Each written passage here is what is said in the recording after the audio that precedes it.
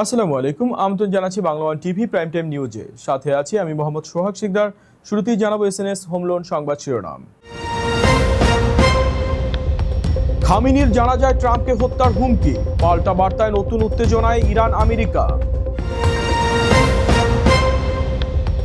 তাপপ্রবাহে থমকে গেল আমেরিকার 250তম স্বাধীনতা উদযাপন, বিদ্যুৎহীন মিলিয়ন মানুষ।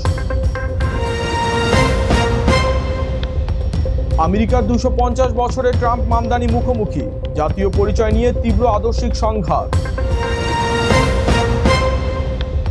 ট্রাম্প প্রশাসনের গণ অভিযান জোরদার, মাত্র 5 দিনেই গ্রেপ্তার প্রায় 10,000 অভিবাসী। শুনছিলেন শিরোনাম, এবারে বিস্তারিত। ইরানের সর্বোচ্চ নেতা আয়াতুল্লাহ আলী খামেনির জানাজায় প্রতিশোধের স্লোগান ও ডোনাল্ড ট্রাম্পকে ঘিরে তীব্র ক্ষোভের প্রকাশ ঘটেছে। একই সময়ে আমেরিকার 250তম স্বাধীনতা দিবসে ট্রাম্প দাবি করেছেন সামরিক চাপের মুখে ইরান আলোচনায় ফিরতে আগ্রহী।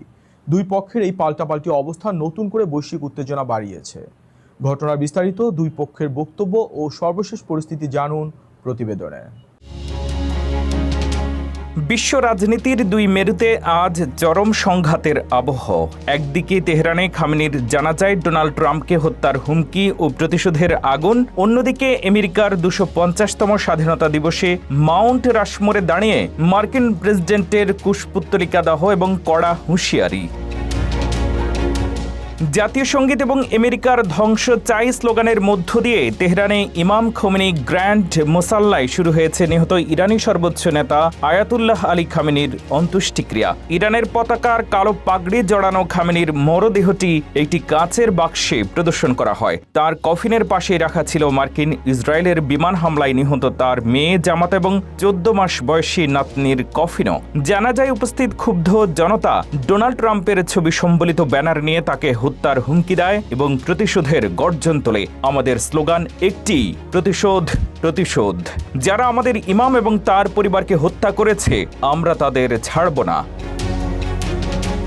এই জানাজাকে ঘিরে 1 থেকে 1.5 কোটি মানুষের সমাগম আশা করছে প্রশাসন। তবে হামলায় গুরুতর আহত নতুন সর্বোচ্চ নেতা মুজতবা খামেনিকে এই অনুষ্ঠানে দেখা যায়নি। এদিকে সাউথ ডাকোটার মাউন্ট রাশমোরের ঐতিহাসিক পাহাড়ের নিচে দাঁড়িয়ে সম্পূর্ণ বিপরীত সুর তুললেন মার্কিন প্রেসিডেন্ট ডোনাল্ড ট্রাম্প। আমেরিকার সামরিক শক্তির দাপট দেখিয়ে ট্রাম্প দাবি করেন মার্কিন হামলায় বিধ্বস্ত ইরান এখন চুক্তি করতে মরিয়া, আর জানাজার জন্য ওয়াশিংটন শান্তি আলোচনার সাময়িক স্থগিত করায় ইরানকে মূলত 1 সপ্তাহের ছুটি দেওয়া হয়েছে। আমরা ইরানকে 1 সপ্তাহের ছুটি দিয়েছি কারণ আমরা ভালো। তারা এখন চুক্তি করতে এবং পরিস্থিতি শান্ত করতে ভীষণভাবে আগ্রহী।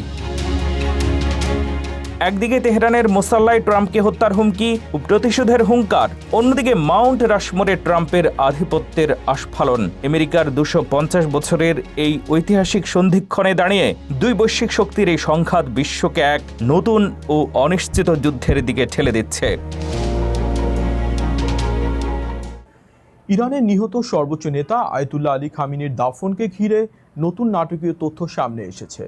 মার্কিন সংবাদ মাধ্যম দ্য নিউ ইয়র্ক টাইমসের প্রতিবেদনে বলা হয়েছে, খামেনির ছেলে মোস্তফা খামেনি বাবার জানাজায় প্রকাশ্যে অংশ নিতে চাইলেও নিরাপত্তার কারণে এখন পর্যন্ত তাকে অনুমতি দেওয়া হয়নি। প্রতিবেদনে বলা হয়, আগামী 9 জুলাই মাশহাদের ইমাম রেজা মাজারে বাবার দাফনে উপস্থিত হয়ে জানাজার নামাজে ইমামতি করতে চেয়েছিলেন 56 বছর বয়সী মোস্তফা। তবে ইরানের নিরাপত্তা কর্মকর্তাদের আশঙ্কা, তিনি প্রকাশ্যে এলে ইসরায়েল তাকে লক্ষ্য করে হামলা চালাতে পারে অথবা তার অবস্থান শনাক্ত করতে পারে। এই কারণে মোস্তফা এখনও আত্মগোপনেই রয়েছেন। এমনকি যুদ্ধের প্রথম দিন নিহত তার স্ত্রী, কিশোর ছেলে ও পরিবারের অন্য সদস্যদের স্মরণে আয়োজিত অনুষ্ঠানেও তিনি উপস্থিত হননি। এদিকে খামেনির 6 দিনের জানাজা কর্মসূচি শুরু হয়েছে তেহরানে। রাশিয়া, চীন, পাকিস্তান ও ইরাক সহ বিভিন্ন দেশের প্রতিনিধি দল এতে অংশ নিচ্ছে। পাশাপাশি হিজবুল্লাহ, হামাস, হুথি ও ফিলিস্তিনি ইসলামিক জিহাদের প্রতিনিধিরাও উপস্থিত রয়েছেন। সব মিলিয়ে খামেনির দাফনকে ঘিরে ইরানের নিরাপত্তা পরিস্থিতির চরম সতর্ক অবস্থা রয়েছে এবং পুরো মধ্যপ্রাচ্য পরিস্থিতির দিকে নজর রাখছে বিশ্ব। আমেরিকার 250তম স্বাধীনতা দিবস উদযাপনের মধ্যেই দেশ জুড়ে দেখা দিয়েছে বড় ধরনের বিদ্যুৎ বিপর্যয়। চরম তাপপ্রবাহ ও বৈরী আবহাওয়ার কারণে প্রায় 10 লাখ পরিবার বিদ্যুৎহীন হয়ে পড়েছে। একই সঙ্গে নিরাপত্তার স্বার্থে ওয়াশিংটন ডিসি ও ফিলাডেলফিয়ার মতো শহরে বাতিল বা পিছিয়ে দেওয়া হয়েছে বেশ কয়েকটি গুরুত্বপূর্ণ স্বাধীনতা দিবসের আয়োজন। পুরো পরিস্থিতি ও সর্বশেষ আপডেট জানুন বিস্তারিত প্রতিবেদনে। আমেরিকার 250তম স্বাধীনতা দিবসের আনন্দের মধ্যেই বড় ধাক্কা। চরম তাপপ্রবাহ, বৈরী আবহাওয়া এবং ব্যাপক বিদ্যুৎ বিভ্রাটে উৎসবের আমেজ অনেকটাই ম্লান হয়ে গেছে। দেশটির বিভিন্ন অঙ্গরাজ্যে প্রায় 10 লাখ পরিবার বিদ্যুৎহীন অবস্থায় দিন কাটাচ্ছে। বিদ্যুৎ পরিস্থিতি পর্যবেক্ষণকারী সংস্থার তথ্য অনুযায়ী মধ্য পশ্চিম এবং উত্তর পূর্বাঞ্চলের একাধিক অঙ্গরাজ্যে ঝড় এবং তীব্র গরমের কারণে ব্যাপক বিদ্যুৎ বিভ্রাট দেখা দিয়েছে। এই সংখ্যা শুধু বিদ্যুৎবিহীন পরিবারের হিসাব, ফলে বাস্তবে ক্ষতিগ্রস্ত মানুষের সংখ্যা আরও অনেক বেশি। এর মধ্যে যুক্তরাষ্ট্রের বড় একটি অংশ জুড়ে চলছে তীব্র তাপপ্রবাহ। কোথাও কোথাও অনুভূত তাপমাত্রা 110 থেকে 115 ডিগ্রি ফারেনহাইট পর্যন্ত পৌঁছানোর আশঙ্কা রয়েছে। এমন পরিস্থিতিতে নিরাপত্তার কথা বিবেচনা করে একাধিক স্বাধীনতা দিবসের অনুষ্ঠান বাতিল বা সময় পরিবর্তন করা হয়েছে। ফিলাডেলফিয়ায় 250তম স্বাধীনতা উদযাপন উপলক্ষে আয়োজন ঐতিহাসিক স্যালুট টু ইন্ডিপেন্ডেন্স প্যারেড বাতিল করা হয়েছে। একই কারণে ওয়াশিংটন ডিসিতে অনুষ্ঠিত হওয়ার কথা থাকা আমেরিকাস ন্যাশনাল ইন্ডিপেন্ডেন্স ডে প্যারেডও শেষ মুহূর্তে বাতিল ঘোষণা দেয় আয়োজকরা। এছাড়া ন্যাশনাল মলে আয়োজিত গ্রেট আমেরিকান স্টেট ফেয়ার এবং ফিফা ফ্যান জোন নির্ধারিত সময়ের 2 ঘন্টা পরে চালু করার সিদ্ধান্ত নেওয়া হয়েছে, যাতে দর্শনার্থীরা চরম গরমের ঝুঁকি এড়াতে পারেন। স্বাধীনতার 250 বছর পূর্তির এই ঐতিহাসিক মুহূর্তে উৎসবের আনন্দের পাশাপাশি চরম আবহাওয়া ও বিদ্যুৎ বিপর্যয় এখন আমেরিকার জন্য বড় এক চ্যালেঞ্জ হয়ে দাঁড়িয়েছে। আমেরিকার 250তম স্বাধীনতা বার্ষিকীতে একই দিনে 2 মঞ্চে উঠে এলো 2 ভিন্ন আমেরিকার ছবি। নিউ ইয়র্কে অভিবাসন ও বহুত্ববাদের পক্ষে জোরালো বার্তা দিলেন জোহরান মামদানি, আর মাউন্ট রাশমোরে দাঁড়িয়ে কট্টর জাতীয়তাবাদ ও বামপন্থার বিরুদ্ধে কঠোর অবস্থান তুলে ধরলেন প্রেসিডেন্ট ডোনাল্ড ট্রাম্প। 2 নেতার এই ভাষণ নতুন করে উস্কে দিয়েছে যুক্তরাষ্ট্রের রাজনৈতিক বিভাজনের আলোচনা। আমেরিকার 250তম স্বাধীনতা বার্ষিকীতে দেশটির ভবিষ্যৎ ও জাতীয় পরিচয় নিয়ে মুখোমুখি 2 শীর্ষ নেতা। নিউ ইয়র্ক থেকে মাউন্ট রাশমোর, একই দিনে দেখা গেল আদর্শিক মেরুকরণের তীব্র লড়াই। নিউ ইয়র্ক সিটি হলে জর্জ ওয়াশিংটনের ঐতিহাসিক ডেস্কে বসে ভাষণ দেন মেয়র জোহরান মামদানি। পাশে দাঁড়িয়ে সদ্য নাগরিকত্ব পাওয়া অভিবাসীরা। ট্রাম্পের নাম না নিয়ে মামদানি তার অভিবাসন নীতির তীব্র সমালোচনা করেন। ক্ষমতাশীলরা মনে করেন নতুন মানুষকে স্বাগত জানালে আমেরিকা দুর্বল হয়, তারা বিভাজনের সস্তা রাজনীতি করছে। কিন্তু ইতিহাসের প্রতিটি যুগে বর্জনের এই রাজনীতি পরাজিত হয়েছে। ঠিক উল্টো সুর সাউথ ডাকোটার মাউন্ট রাশমোরে 4 মহান প্রেসিডেন্টের ভাস্কর্যের নিচে দাঁড়িয়ে আক্রমণাত্মক ভাষণ দেন প্রেসিডেন্ট ডোনাল্ড ট্রাম্প। ঝড় বৃষ্টির পর এয়ারফোর্স ওয়ানের নাটকীয় আগমন দিয়ে শুরু হয় তার আয়োজন। ট্রাম্প প্রগতিশীল ডেমোক্র্যাটদের ইঙ্গিত করে বামপন্থী আন্দোলনকে দেশের প্রধান হুমকি হিসেবে আখ্যা দেন। কার্ল মার্কস নাকি আমেরিকা, যে কোনো একটিকে বেছে নিতে হবে। কমিউনিস্ট এবং দেশপ্রেমিক একসাথে চলা অসম্ভব। এই 250তম বার্ষিকীতে আমরা কমিউনিজমকে পরাজিত করার শপথ নিচ্ছি। ভাষণে ট্রাম্পের নোবেল না পাওয়ার আক্ষেপ যেমন ছিল, তেমনই ছিল মাউন্ট রাশমোরে তাঁর নিজের মুখাবয়ব যুক্ত করার পুরনো বিতর্কও। তবে ভূতাত্ত্বিকরা পাথরের অভাবের কারণে একে অসম্ভব বলছেন। জমকালো আতশবাজির মাধ্যমে শেষ হয় ট্রাম্পের এই আয়োজন। একদিকে বহুত্ববাদের ডাক, অন্যদিকে কট্টর জাতীয়তাবাদ। আমেরিকার 250 বছরের এই সন্ধিক্ষণে দাঁড়িয়ে 2 নেতার ভাষণই যেন দেশটির বর্তমান রাজনৈতিক দোলাচলের প্রতিচ্ছবি। দীর্ঘ 16 বছর পর যুক্তরাষ্ট্রে ফেডারেল ন্যূনতম মজুরি ঘন্টা প্রতি $7.25 থেকে বাড়িয়ে $25 করার প্রস্তাব আনছেন ডেমোক্রেট সিনেটর ক্রিস মার্ফি। কয়েক বছরের মধ্যে ধাপে ধাপে এই মজুরি বাড়ানোর পরিকল্পনা রয়েছে। তবে রিপাবলিকান নিয়ন্ত্রিত কংগ্রেসে বিলটি পাশ করানো এবং ছোট ব্যবসার উপর বাড়তি চাপ সামলানো বড় চ্যালেঞ্জ হবে বলে মনে করছেন বিশ্লেষকরা। যুক্তরাষ্ট্রে দীর্ঘ 16 বছর পর ফেডারেল ন্যূনতম মজুরি বাড়ানোর উদ্যোগ নেওয়া হয়েছে। ঘন্টা প্রতি $7.25 থেকে বাড়িয়ে $25 করার প্রস্তাব আনতে যাচ্ছেন কানেকটিকাটের ডেমোক্র্যাট সিনেটর ক্রিস মার্ফি। এই প্রস্তাব বাস্তবায়িত হলে যুক্তরাষ্ট্রের শ্রম বাজারে বড় ধরনের পরিবর্তন আসতে পারে বলে মনে করছেন বিশ্লেষকরা। প্রস্তাবিত বিল অনুযায়ী এক ধাপে নয়, কয়েক বছরের মধ্যে ধাপে ধাপে মজুরি বাড়ানো হবে। প্রথম বছরেই ফেডারেল ন্যূনতম মজুরি ঘন্টায় $12 উন্নীত করার পরিকল্পনা রয়েছে। এরপর নির্ধারিত সময়ের মধ্যে তা ধীরে ধীরে $25 পৌঁছাবে। এছাড়া ছোট ব্যবসা প্রতিষ্ঠানগুলোর ওপর অতিরিক্ত চাপ কমাতে বড় প্রতিষ্ঠানের তুলনায় তাদের জন্য দীর্ঘ সময়ের রূপান্তরকাল রাখার কথাও বলা হয়েছে। বর্তমানে যুক্তরাষ্ট্রের ফেডারেল ন্যূনতম মজুরি ঘন্টায় $7.25, যা 2009 সালের পর আর পরিবর্তন হয়নি। যদিও ক্যালিফোর্নিয়া, নিউ ইয়র্ক ও ওয়াশিংটন সহ বেশ কয়েকটি অঙ্গরাজ্যে এর চেয়ে অনেক বেশি ন্যূনতম মজুরি কার্যকর রয়েছে, তবুও ফেডারেল হার অপরিবর্তিত থাকায় বহু অঙ্গরাজ্যের নিম্ন আয়ের কর্মীরা এখনও পুরনো হারে কাজ করছেন।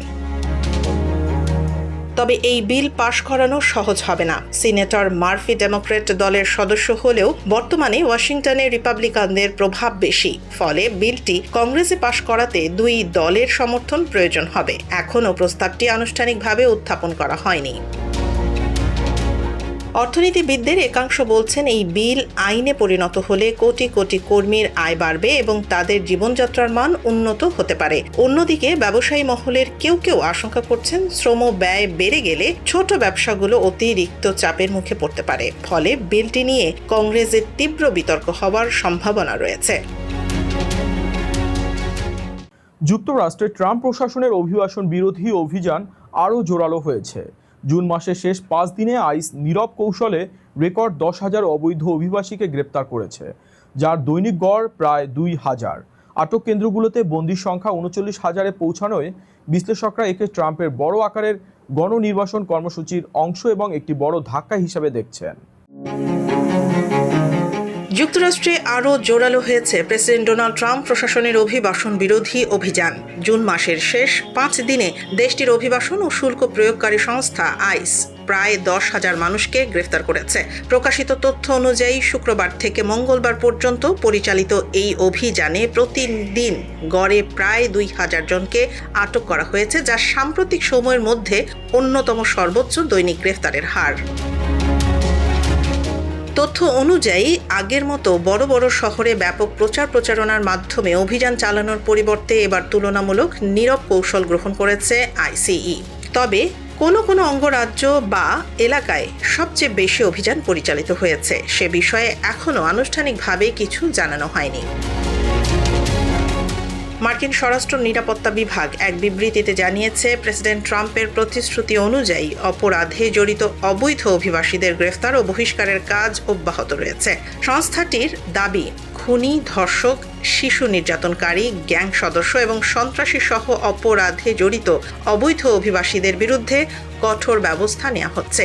একই সঙ্গে তারা সতর্ক করে বলেছে, কেউ অবৈধভাবে যুক্তরাষ্ট্রে প্রবেশ করলে তাকে খুঁজে বের করে গ্রেফতার এবং পরে বহিষ্কার করা হবে। এদিকে জুন মাসে আইসের আটক কেন্দ্রগুলোতে থাকা মানুষের সংখ্যা বেড়ে প্রায় 39,000-এ পৌঁছেছে, যা ফেব্রুয়ারির পর থেকে উল্লেখযোগ্য বৃদ্ধি। বিশ্লেষকদের মতে প্রকাশ্য অভিযান কমলেও গ্রেফতারের সংখ্যা দ্রুত বাড়ছে, ফলে ট্রাম্প প্রশাসনের গণনির্বাসন কর্মসূচি এখন আরও বিস্তৃত ও সংগঠিতভাবে বাস্তবায়নের দিকে এগোচ্ছে বলে ধারণা করা হচ্ছে।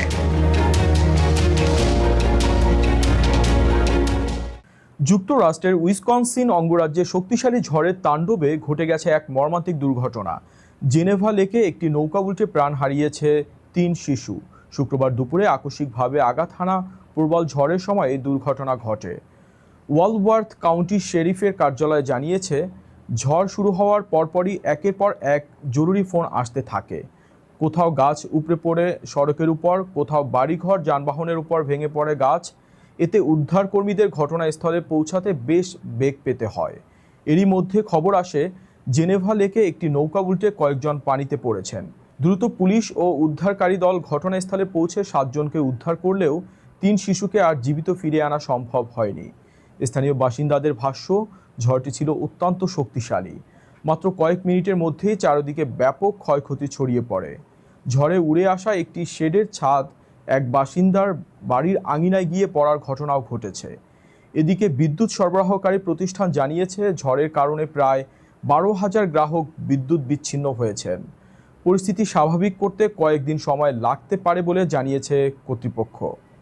যুক্তরাষ্ট্রে বিশ্বকাপ দেখতে আসা বিদেশি ফুটবল সমর্থকদের কাছে দেশটির টিপিং ব্যবস্থা এক নতুন অভিজ্ঞতার জন্ম দিয়েছে। ইউরোপ বা এশিয়ার তুলনায় মার্কিন রেস্তোরাঁগুলোতে অতিরিক্ত টিপ দেওয়ার নিয়ম থাকায় স্কটল্যান্ড সহ বিভিন্ন দেশের দর্শকরা বেশ অবাক হয়েছেন। তবে মাঠের ফুটবলের পাশাপাশি আমেরিকার এই ভিন্নধর্মী সামাজিক ও অর্থনৈতিক সংস্কৃতির সঙ্গে মানিয়ে নিচ্ছেন তারা। যুক্তরাষ্ট্রে অনুষ্ঠিত বিশ্বকাপ দেখতে আসা বিদেশি ফুটবল সমর্থকদের জন্য নতুন এক সাংস্কৃতিক অভিজ্ঞতা হয়ে উঠেছে মার্কিন টিপিং ব্যবস্থা। বিশেষ করে স্কটল্যান্ড থেকে আসা অনেক দর্শক রেস্তোরাঁয় খাবার খাওয়ার পর অতিরিক্ত টিপ দিতে গিয়ে বেশ অবাক হয়েছেন। তবে অনেকেরই প্রশ্ন, কেন খাবারের বিলের বাইরে আবার অতিরিক্ত অর্থ দিতে হবে? বিদেশি সমর্থকদের কেউ কেউ জানান, যুক্তরাষ্ট্রে অনেক রেস্তোরাঁয় কর্মীরা মূলত টিপের ওপর নির্ভর করেই আয় করেন। এমনকি কিছু জায়গায় বিলের সঙ্গে স্বয়ংক্রিয়ভাবেই টিপ যোগ করে দেয়া হচ্ছে। বিষয়টি ইউরোপের অনেক দেশের দর্শকদের কাছে বেশ অচেনা। তুলনামূলকভাবে যুক্তরাজ্যে ভালো সেবার জন্য সাধারণত 10% টিপ দেয়া হয়। গ্রিসে প্রচলিত হার প্রায় 5%। অন্যদিকে ইতালির অনেক শহরে টিপ দেওয়ার সংস্কৃতি খুব একটা নেই। আর জাপান ও চীনের মতো দেশে টিপ দেওয়াকে অনেক সময় অপ্রয়োজনীয়, এমনকি অশোভন বলেও মনে করা হয়। বিশেষজ্ঞরা বলছেন, যুক্তরাষ্ট্রে রেস্তোরাঁর অনেক কর্মীর মূল বেতন তুলনামূলক কম হওয়ায় তাদের আয়ের বড় অংশই আসে গ্রাহকদের দেয়া টিপ থেকে। তাই এখানে টিপ শুধু ভালো সেবার পুরস্কার নয়, বরং কর্মীদের আয়ের গুরুত্বপূর্ণ অংশ। বিশ্বকাপ উপলক্ষে যুক্তরাষ্ট্রে আসা অনেক বিদেশি দর্শক বলছেন, টিপিং সংস্কৃতি নিয়ে শুরুতে বিভ্রান্তি থাকলেও স্থানীয় নিয়ম ও রীতিনীতির সঙ্গে মানিয়ে নেয়ার চেষ্টা করছেন তারা। ফলে মাঠের ফুটবলের পাশাপাশি যুক্তরাষ্ট্রের ভিন্ন ধর্মী সামাজিক ও অর্থনৈতিক সংস্কৃতিও কাছ থেকে দেখার সুযোগ পাচ্ছেন বিশ্বকাপের অতিথিরা। এই ছিল Bangla one TV prime time নিউজে। পরবর্তী প্রাইম টাইম নিউজ দেখার আমন্ত্রণ জানিয়ে বিদায় নিচ্ছি আমি মোহাম্মদ সোহাগ সিকদার। এতক্ষণ সাথে থাকার জন্য ধন্যবাদ।